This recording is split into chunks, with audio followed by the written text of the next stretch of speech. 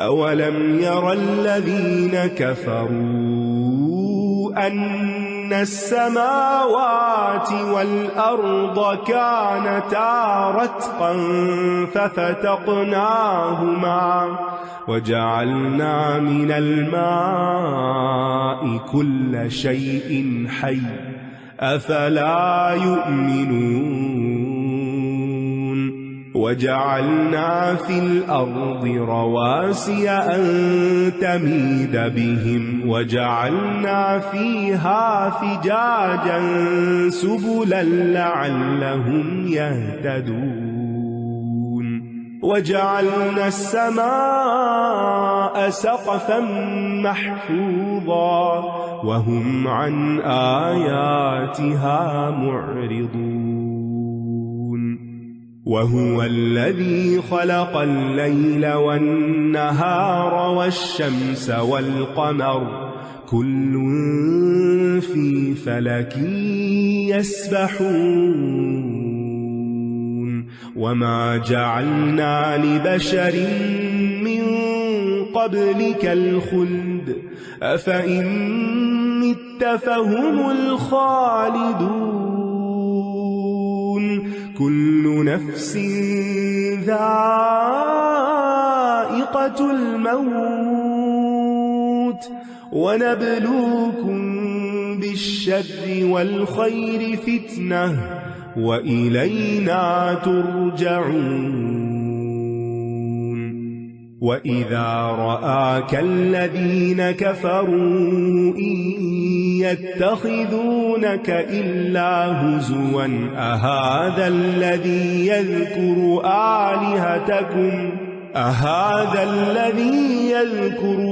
آلهتكم وهم بذكر الرحمن هم كافرون خلق الإنسان من عجل سأريكم آياتي فلا تستعجلون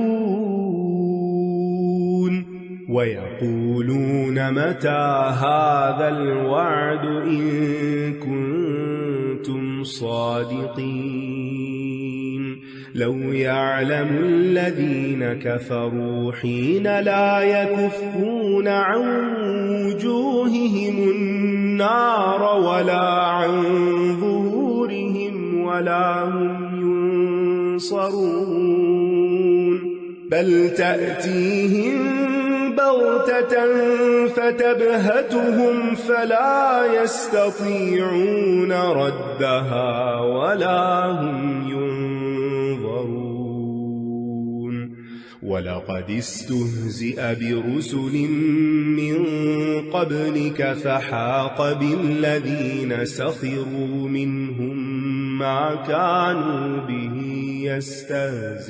يستهزئون کیا کفر کرنے والوں نے دیکھا نہیں کہ آسمان اور زمین باہم ملے ہوئے تھے تو ہم نے ان کو جدا جدا کر دیا اور ہر زندہ چیز کو ہم نے پانی سے پیدا کیا، کیا یہ لوگ پھر بھی ایمان نہیں لائیں گے؟ یعنی اتنی بڑی نشانی دیکھ کر بھی، جان کر بھی، اس کا تجربہ کر کے بھی، یعنی ہر وہ چیز جس میں زندگی کے آثار پائے جاتے ہیں اس زندگی کا سبب پانی ہوتا ہے۔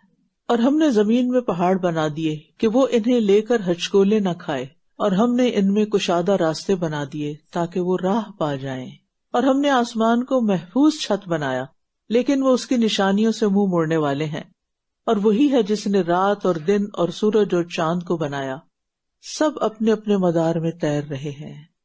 اور ہم نے آپ سے پہلے کسی انسان کے لیے ہمیشگی نہیں بنائی، کیا پھر اگر آپ وفات پا گئے تو بھلا یہ ہمیشہ رہنے والے ہیں؟ ہر جان موت کا مزہ چکھنے والی ہے، اور ہم تمہیں آزمانے کے لیے برائی اور بھلائی میں مبتلا کرتے ہیں، کبھی اچھے حالات اور کبھی نہیں، اور تم سب ہماری ہی طرف لوٹائے جاؤ گے۔ یعنی دنیا میں انسان کبھی بدحالی کا شکار ہوتا ہے، کبھی خوشحالی کا شکار ہوتا ہے، کبھی آسانی ہوتی ہے زندگی میں، کبھی مشکل آ جاتی ہے، کبھی سختی، کبھی نرمی، کبھی گرمی، کبھی سردی، کبھی صحت، کبھی بیماری۔ یہ سب کیا ہے؟ آزمائش کے مختلف پرچے ہیں۔ اور پھر یہ ہے کہ ان سب میں دیکھا یہ جا رہا ہے کہ انسان اللہ کے بارے میں کیا گمان کرتا ہے، کیا سوچ رکھتا ہے۔ اور اگر انسان کی سوچ منفی ہوتی ہے تو سمجھے کہ وہ شیطان کے تسلط کا شکار ہو گیا ہے. انسان کے اپنے اندر بھی خیر اور شر دونوں پائے جاتے ہیں. اب اس میں محنت لگتی ہے کہ انسان خیر کو ابھارے اور شر کو دبائے. قد افلح من زکاہا وقد خاب من دساہا. تو بس سبق یہ سیکھ لیں کہ زندگی کی کوئی بھی پریشانی بے مقصد نہیں ہے. ہر پریشانی کے پیچھے کوئی وجہ ہے، مقصد ہے. ڈھونڈیں اس کو اور اس تک پہنچ جائیں تاکہ اس پریشانی سے نجات پائیں.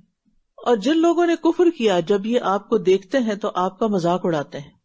کیا یہی وہ شخص ہے جو تمہارے معبودوں کا ذکر کرتا ہے، حالانکہ یہ خود رحمان کے ذکر کا انکار کرنے والے ہیں. عقل جو ہوتی ہے نا، یہ دلیل پہ غور کرتی ہے کہ اس بندے نے کہا کیا ہے، لیکن انسان کا نفس اس کی شکل و صورت اور حالت دیکھنے لگتا ہے کہ یہ لگتا کیسے ہے. تو جو عقل مند ہوتے ہیں ان کو شکل سے زیادہ غرض نہیں ہوتی، ان کو اس سے ہوتی ہے کہ کہنے والا کیا کہہ رہا ہے، اس کا کیا مطلب ہے، یعنی وہ اس سے آگے کی سوچ رکھتے ہیں. انسان سراسر جلد باز پیدا کیا گیا ہے. ان قریب میں تمہیں اپنی نشانیاں دکھاؤں گا، پس تم مجھ سے جلدی کا مطالبہ نہ کرو. ہر چیز کا ایک وقت ہے. اصل میں انسان کی فطرت میں ہے کہ وہ کسی بھی برے کام کرنے والے کا انجام جلدی دیکھنا چاہتا ہے کہ اب اس کے ساتھ کیا ہوتا ہے، اور انتقام بھی جلدی لینا چاہتا ہے، نتیجہ بھی جلدی چاہتا ہے. اللہ کے وعدوں پہ یقین ہے لیکن تاخیر سے پریشان بھی ہوتا ہے. تو کتنے معاملات ہیں ان میں ہم صرف اپنی اس عادت کی وجہ سے پریشان ہوتے ہیں. تو ہر معاملے میں صبر، انتظار، لیکن ہمارے رویوں میں مستقل مزاجی نہیں. تھوڑے دن صبر کریں گے پھر بے صبر ہو جائیں گے. لیکن اس چیز کو بھی سیکھنا پڑتا ہے کہ اپنے اندر مستقل مزاجی کیسے لائیں. سب سے پہلے تو اپنی نیت کا جائزہ لیں کہ وہ کرنا کیوں چاہتے ہیں آپ کام. صبر بھی کرنا چاہتے ہیں تو کیوں کرنا چاہتے ہیں، یا کوئی چیز حاصل کرنا چاہتے ہیں کیوں کرنا چاہتے ہیں. تو سب سے پہلے اپنی نیت اور ارادے کو مضبوط کریں، اور اگر اس کے لیے اجر چاہیے تو پھر اللہ کے لیے اس کو خالص کرو. صحیح معنوں میں صرف رٹے رٹائے جملے نہیں. پھر اس کام کو پورا پلان کریں، اور پھر اپنے ریسورسز کو دیکھیں کہ کرنے کے لیے مجھے کیا کیا چاہیے ہوگا. پھر اس کی پرائرٹی سیٹ کریں، موسٹ ارجنٹ ہے، کہاں فال کرتا ہے، یہ ٹھہر کے ہو سکتا ہے، کب تک کر لینا چاہیے مجھے یہ. اور پھر اس پہ غور کرتے رہیں کہ یہ کرنا کیسے ہے، روڈ میپ کیا ہے، کس راستے سے جانا ہے. اور پھر یہ کہ اگر اس مقررہ وقت میں کر لیا تو اس کا فائدہ کیا ہوگا، نہ کیا تو نقصان کیا ہوگا، اور اس کو کرنے کے لیے اور کیا کیا کرنا پڑے گا، یہ بھی سوچنے کی ضرورت ہوتی ہے. اور پھر اس کے بعد آپ جب سارا یعنی نقشہ بن جائے اور ساری چیزیں تیار کر لیں تو پھر چل پڑے. اور یہ تجربہ آپ روز کرتے ہیں کھانا پکاتے ہوئے، یعنی آپ اس کے انگریڈینٹ اکٹھے کرتے ہیں، اس کا طریقہ سیکھتے ہیں، اور پھر سارا آپ کو پہلے سے پتا ہوتا ہے یہ آدھے گھنٹے میں بن جائے گا، یہ اس کو گھنٹہ لگے گا، اس کو سارا دن لگے گا، کتنا کرنا ہے، کیسے کرنا ہے. اور پھر چونکہ آپ کو وہ مطلوبہ پلیٹ چاہیے ہوتی ہے، لہٰذا آپ سارے کام کرتے ہیں. آپ گروسری بھی کرتے ہیں، آپ لا کے ساری پلاننگ بھی کرتے ہیں. لیکن سب سے پہلے تو وہ آپ کے مائنڈ میں ایک خاکہ بنتا ہے نا، نیت ہوتی ہے، ارادہ ہوتا ہے، یہ چاہیے آج مجھے یہ کھانا ہے، اور پھر اس کے پیچھے لگ جاتے ہیں. اور اگر آپ کی طلب سچی نہ ہو تو پھر کیا کرتے ہیں، آدھے میں چھوڑ دیتے ہیں، یا آدھی تیاری کر کے فریج میں ڈال دیتے ہیں، پھر اگلے دن کریں گے، بعد میں کر لیں گے کسی وقت. تو پکے ارادے والے اسی دن کر لیتے ہیں جس دن کے لیے سوچا ہوتا ہے، اور ڈاواں ڈول ارادے والے کبھی نہیں کر پاتے. اور یہ کہتے ہیں کہ اگر تم سچے ہو تو بتاؤ یہ وعدہ کب پورا ہوگا. کاش یہ لوگ جنہوں نے کفر کیا اس وقت کو جان لیں کہ جب یہ اپنے چہروں اور اپنی پشتوں سے نہ آگ کو ہٹا سکیں گے اور نہ ہی یہ مدد کیے جائیں گے، بلکہ وہ ان پر اچانک آ جائے گی تو انہیں حیران کر دے گی. پھر یہ اس کو رد کرنے کی استطاعت نہ رکھتے ہوں گے اور نہ ہی یہ مہلت دیے جائیں گے. اور یقیناً آپ سے پہلے بھی کئی رسولوں کا مذاق اڑایا گیا، تو ان میں سے جن لوگوں نے مذاق اڑایا انہیں اسی چیز نے گھیر لیا جس کا یہ مذاق اڑایا کرتے تھے. یہ تو نبیوں کا مذاق اڑاتے، دین کا مذاق اڑاتے. آج آپ دیکھیں کہ ہمارے ہاں بھی جس چیز کو معمولی سمجھا جاتا ہے اس کا مذاق اڑایا جاتا ہے. تو جو جس چیز کا مذاق اڑاتا ہے خود اس کا شکار ہوتا ہے. حدیث میں بھی آتی ہے یہ بات کہ اس وقت تک مرے گا نہیں جب تک لوگ اس پہ ہنس نہ لیں جس چیز پہ وہ دوسروں پہ ہنستا تھا. قل من يكلؤكم بالليل والنهار من الرحمن بل هم عن ذكر ربهم معرضون أم لهم آلهة تمنعهم من دوننا لا يستطيعون نصر أنفسهم ولا هم منا يصحبون. بل متعنا هؤلاء وآباءهم حتى طال عليهم العمر أفلا يرون أنا نأتي الأرض ننقصها من أطرافها أفهم الغالبون قل إنما أنذركم بالوحي ولا يسمع الصم الدعاء إذا ما ينذرون ولئن مستهم نفحة من عذاب ربك ليقولن يا ويلنا إنا كنا ظالمين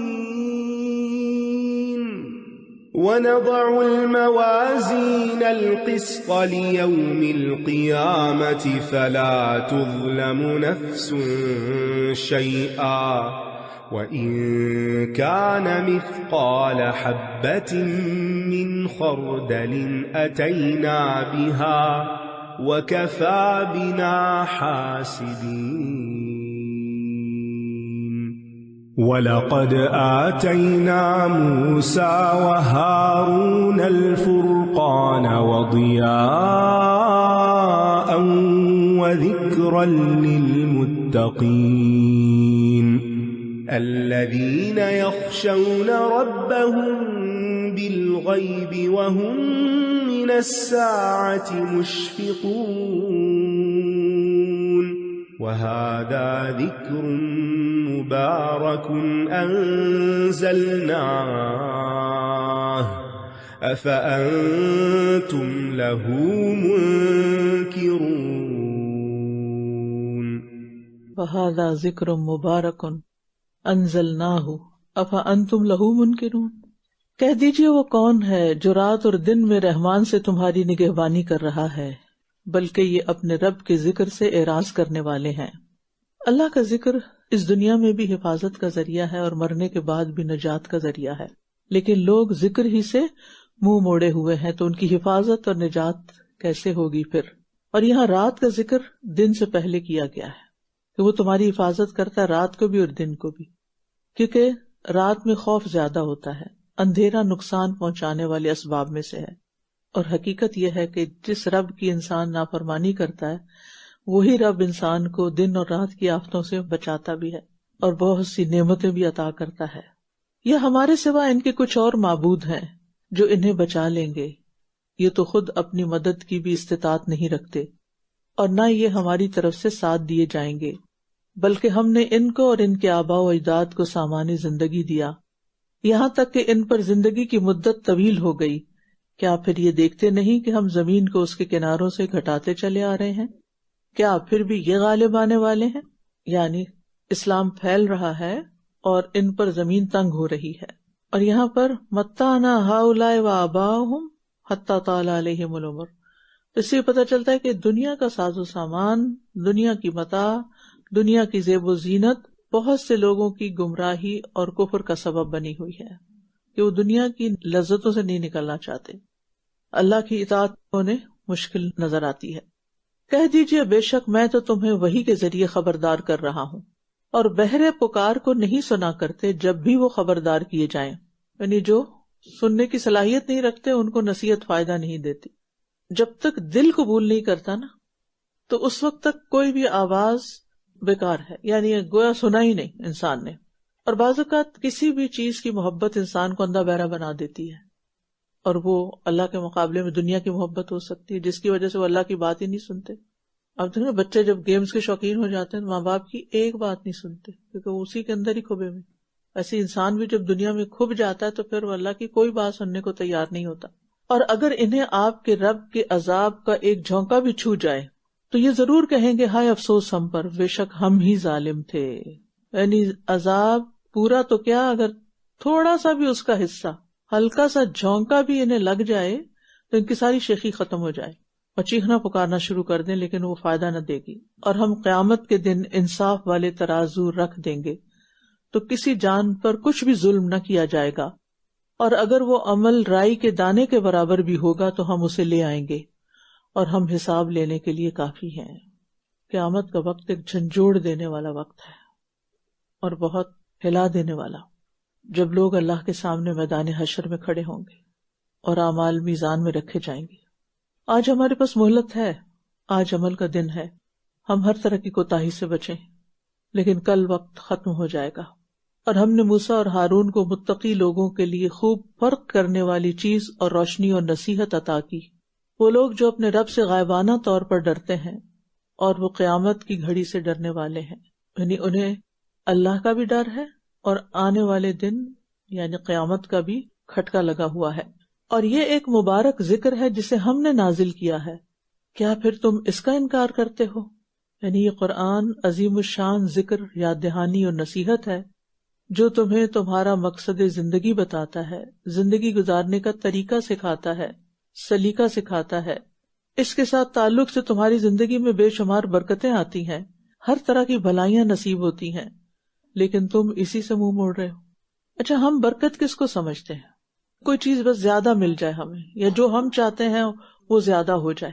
حالانکہ انسان کی زندگی میں برکت کے مختلف رخ ہوتے ہیں۔ وہ کہیں پڑھا تھا میں نے کہ اگر کچھ عرصے تک آپ کو ڈاکٹر کے پاس جانے کی ضرورت نہیں تو یہ بھی برکت ہے، اللہ نے آپ کے وقت میں صحت میں برکت دی ہوئی۔ اگر آپ تھوڑا کھا کر مطمئن ہو جاتے ہیں، یعنی تھوڑا سا کھانا آپ کو کافی ہو جاتا ہے، تو گویا برکت ہے۔ اگر مہمانوں کے اچانک آنے پر آپ کے گھر میں جو پکا ہوا ہے وہی کافی ہو جاتا ہے تو یہ کیا ہے؟ برکت ہے۔ تھوڑی سی نیند لے کر بھی آپ صبح اٹھ جاتے ہیں اور فریش ہوتے ہیں تو کیا ہے؟ یہ بھی برکت ہے۔ کوئی کام آپ نے کرنا ہے اور بظاہر ناممکن لگ رہا ہے لیکن آپ ارادہ کر لیتے ہیں اور وہ ہو جاتا ہے تو کیا ہے؟ برکت ہے۔ آپ کسی سے ملتے ہیں، کہیں جاتے ہیں، لوگ آپ کو ویلکم کرتے ہیں تو یہ بھی آپ کی زندگی میں برکت ہے۔